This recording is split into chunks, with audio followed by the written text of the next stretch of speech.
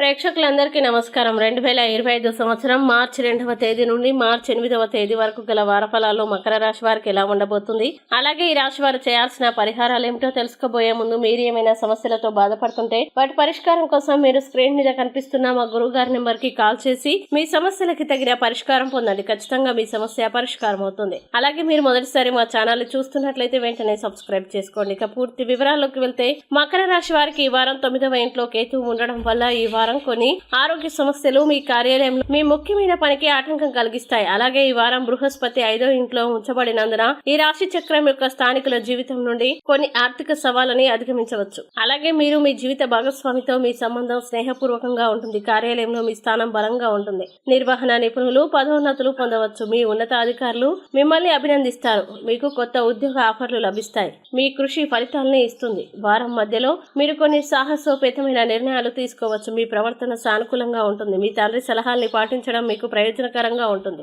మీరు మీ విజయాలతో సంతృప్తి చెందుతారు. భాగస్వామ్య ప్రాజెక్టులలో మీరు విజయం సాధిస్తారు. పనిలో అడ్డంకులు తొలగిపోతాయి. మీరు సామాజికంగా చురుగ్గా ఉంటారు. ఇంకా ఈ వారం ప్రారంభంలో మీరు అనేక అడ్డంకుల్ని ఎదుర్కోవలసి ఉంటుంది. వాదనలకి దూరంగా ఉండండి. ప్రజలు మిమ్మల్ని అగౌరవపరచవచ్చు.